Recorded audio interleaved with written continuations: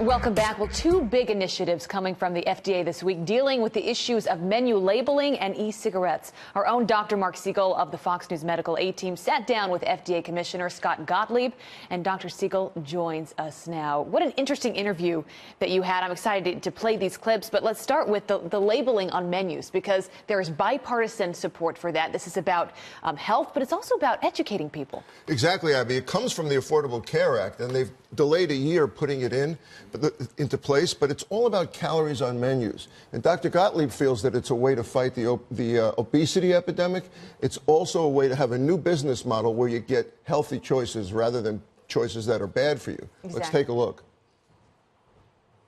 If you have information on menu labels, the average consumer will reduce their caloric intake by 30 to 50 calories a day.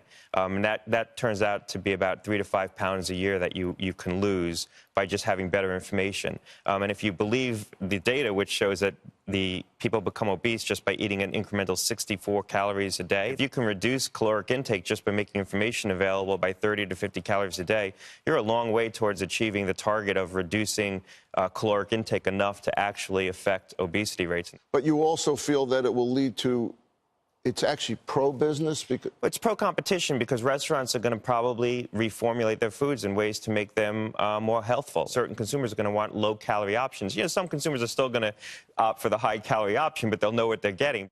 Right, that's the key. People know what they're getting. You go and you look at a menu and you say, you know what, that salad looks a lot healthier. I'm going to go that direction versus the pizza. Exactly, and he says these menus are not that expensive. A lot of the manufacturers are already complying with delivery menus.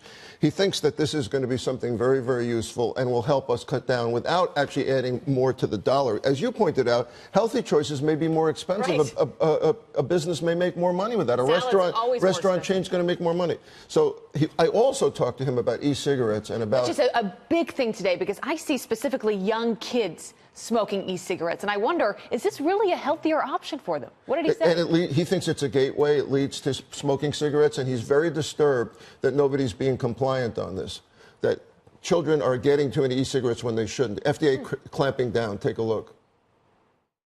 I'm very concerned about youth becoming addicted to nicotine through things like e-cigarettes.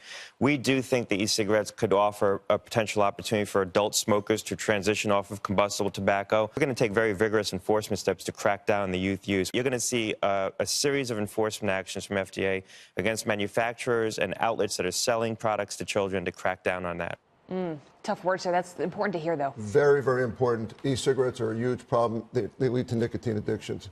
FDA is fighting it. Dr. Mark Siegel, great interview. Great to have you on this morning. Thank you so much. And you're responsible for taking care of our Griff Jenkins, so we love you for that. Well, and I brought my stethoscope today, just in case. Smart, very smart.